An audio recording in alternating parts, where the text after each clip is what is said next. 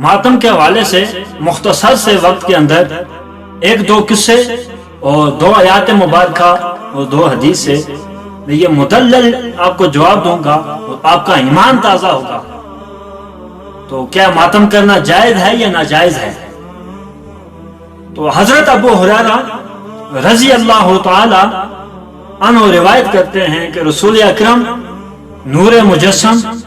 شفیع معظم صلی اللہ علیہ وسلم نے ارشاد فرمایا کہ اسنان فی الناس ہما بہم کفر الطعن فی النسب والنیاحۃ علی المیت۔ رسول اللہ صلی اللہ علیہ وسلم نے کہا کہ لوگوں میں 2 خصلتیں ایسی ہیں کہ جن کی وجہ سے وہ کفر میں ہیں، کفر کرتے ہیں۔ نمبر 1 وہ نسب میں تہمت لگاتے ہیں اور دوسرا میت کے اوپر نوحہ کرتے ہیں۔ اس حدیث پاک سے یہ ثابت ہو گیا کہ نسب پر تہمت لگانا اور ماتم کرنا حرام ہے، اور اگر کوئی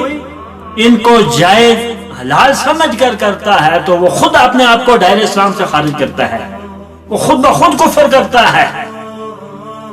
علماء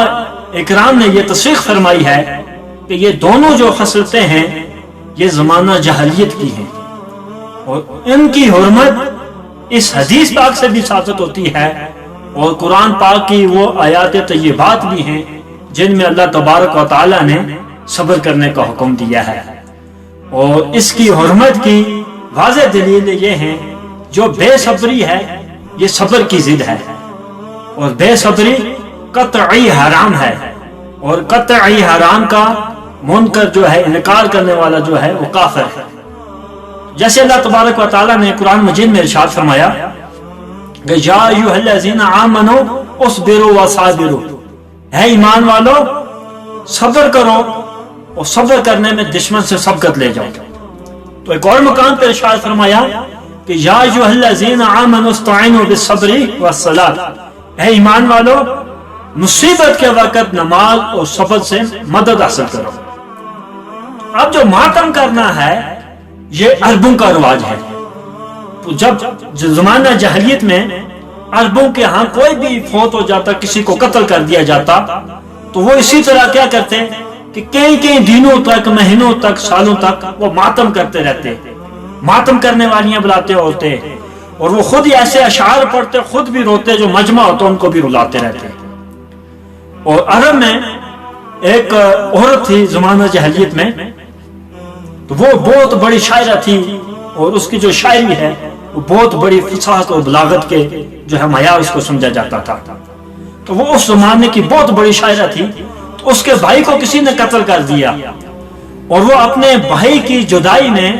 روتی، خود بھی وہ جو شعر پڑھتی اور عورتوں کو جمع کرتی اور ماتم کرتی، اور کئی دنوں تک، کئی ہفتوں تک، سالوں تک وہ اسی طرح ماتم کرتے رہتے، اور وہ ماتم کرتی اور روتی، اور اس کی آنکھوں کی بینائی چلی گئی، وہ نابینا ہو گئی۔ تو جب اسلام کی کرنیں اس کے سینے کے اوپر پڑی ہیں، جب حضور صلی اللہ علیہ وسلم کا عشق اور محبت اس کے سینے میں گیا ہے، تو جب وہ اسلام کے دائرے میں آئی ہے تو اس کی کائنات ہی بدل گئی۔ تو ایک جنگ قادسیہ کے موقع پر اس نے، اس کے 3 بیٹے تھے، وہ تینوں اس کے زندگی کے سہارا تھے، باقی کوئی بھی اس کا سہارا نہیں تھا۔ اس نے اپنے تینوں بیٹے جو ہے جنگ میں بھیج دیے اسلامی لشکر کے ساتھ، اور انہیں یہ نصیحت کی کہ اگر تم نے پیٹھ کے اوپر زخم کھایا تو میں تمہیں کبھی معاف نہیں کروں گی، تم نے شہید ہونا ہے، زخم کھانے ہیں، تمہارے سینے کے اوپر زخم ہونے چاہیے۔ تو وہ تینوں بیٹے اس کے جنگ میں چلے گئے، تینوں شہید ہو گئے۔ جب اسی عورت کو خبر ملی کہ آپ کے تینوں بیٹے شہید ہو گئے، تو اس عورت نے کہا کہ مجھے ان کے پاس لے کے چلو۔ تو جب اس کو ان بیٹوں کے پاس لایا گیا تو اس نے جا کے کہا کہ مجھے بیٹوں کی پیٹھ اوپر کرو کہ میں ہاتھ پھیر کے دیکھوں میرے بیٹے کسی کو پیٹھ کے اوپر زخم ہے یا نہیں ہے۔ جب اس نے تینوں بیٹوں کی پیٹھ پہ ہاتھ پھیرا، دیکھا زخم نہیں ہے، اس نے اسی وقت سجدے میں گری، اللہ کا شکر ادا کیا کہ یا اللہ تو نے میری بیٹوں کی شہادت کو قبول کیا۔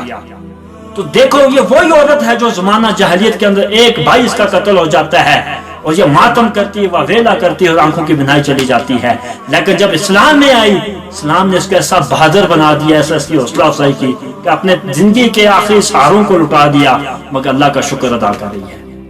اور ایک امر القیس، اس کا نام کوئی کون نہیں جانتا، اس کی تو فصاحت اور بلاغت کے لحاظ سے اس کی شاعری ہے، درس نظامی میں اس کی کتب پڑھائی جاتی ہے۔ اور یہ اس کا مختصر قصہ یہ ہے کہ جب یہ دنیا سے جانے لگا اس نے بھی اپنے بچیوں کو یہ وصیت کی کہ جب میں دنیا سے چلا جاؤں تو میری قبر کے اوپر خیمہ لگانا، چراغ جلانا، میرے یہ اشعار پڑھنا، ماتم کرنا، عورتوں کو لانا وہ بھی ماتم کریں، روئیں، خود بھی روئیں، دوسروں کو بھی رلائیں۔ یہ زمانہ جاہلیت میں ہوتا تھا۔ اور حضرت عمرو بن عاص رضی اللہ تعالی عنہ جب ان کا اس دنیا سے رخصت ہونے کا وقت قریب آیا تو وہ اپنی چارپائی کے اوپر کبھی ادھر جا رہے ہیں کبھی ادھر جا رہے ہیں، ان کو اتنی تکلیف ہے اور وہ زار و قطار ہو رہے ہیں۔ ان کے بیٹوں نے کہا کہ ہے ہمارے ابا جان، اللہ تعالیٰ حضور صلی اللہ علیہ وسلم کے صدقے آپ کے گناہوں کو معاف کرے، کیا وجہ ہے، کیوں آپ زار و قطار ہو رہے ہیں؟ تو انہوں نے کہا کہ میری زندگی جو ہے وہ 3 مراحل پہ مشتمل ہے۔ نمبر 1 وہ تھی جب میں ساری پہلا مرحلہ جو ہے میں نے کفر کی حالت میں گزارا ہے، اگر اس میں مجھے موت آ جاتی تو میں ڈائریکٹ جہنم میں جاتا۔ دوسرا مرحلہ میں نے حضور صلی اللہ علیہ وسلم کے دست مبارک پر بیعت کی، اگر اس میں موت آ جاتی میں ڈائریکٹ جنت میں جاتا۔ اب جو تیسرا مرحلہ آنے لگا ہے اس کا مجھے نہیں پتا میرے ساتھ کیا ہونا ہے، لیکن میں تمہیں نصیحت کرتا ہوں، اور یہ مسلم شریف کی حدیث اور اس کو مشکاہ شریف نے بھی روایت کیا ہے کہ میں خلاصہ بیان کر رہا ہوں۔ انہوں نے کہا میرے بیٹو جب میں یہ دنیا سے چلا جاؤں، جو میں مر جاؤں تو میرا جنازہ جب تم نے دفنانا ہے اس کے اوپر ماتم کرنے والی نہیں لے کے آنی، اس کے اوپر رونا نہیں ہے، ماتم نہیں کرنا، واہ ویلا نہیں کرنا، بلکہ تم نے مجھے دفنا کر خوب مٹی ڈال کر اتنی دیر میری قبر کے اوپر کھڑے رہنا ہے کہ جتنی دیر ایک اونٹ کو ذبح کر کے اس کا گوشت لوگوں میں تقسیم کر دیا جاتا ہے،